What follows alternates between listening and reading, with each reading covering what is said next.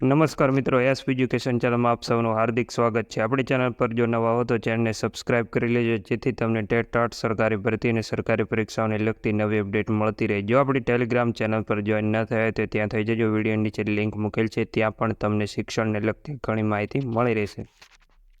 રાજ્યમાં 6,390 જગ્યાઓ પર નવેસરથી જ્ઞાન સહાયકોની ભરતી કરવામાં આવશે। માધ્યમિક વિભાગમાં 2,074 અને ઉચ્ચતર માધ્યમિકમાં 4,316 જગ્યા માટે જ્ઞાન સહાયકની ભરતી પ્રક્રિયા હાથ ધરવામાં આવશે।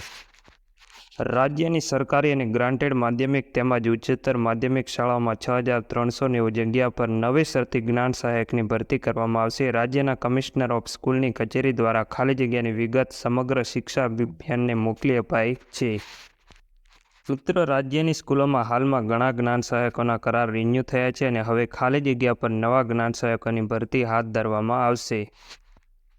માધ્યમિક શાળાઓમાં 5,250 અને ઉચ્ચતર માધ્યમિકમાં 3,719 મળી કુલ 8,999 જગ્યાઓ પર જ્ઞાન સહાયકોની ભરતી કરવામાં આવી હતી।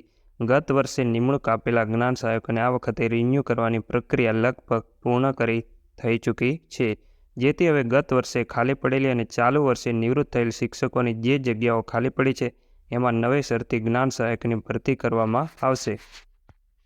મિત્રો, હવે નવી જે જ્ઞાન સહાયકની ભરતી આવશે એ ખાલી જગ્યાઓ ઉપર કરવામાં આવશે અને જે જ્ઞાન સહાયક હતા પહેલાં એમના કરાર રિન્યૂ કરી દેવામાં આવ્યા છે। ઘણા મિત્રોને ખ્યાલ નથી કે અમારા કરાર રિન્યૂ કરવામાં આવ્યા છે, પણ જિલ્લામાંથી આદેશ આપવામાં આવ્યો હતો અને સ્કૂલના આચાર્યશ્રીએ લેટર ફોરવર્ડિંગ કરીને કરાર રિન્યૂ કરી દીધા છે।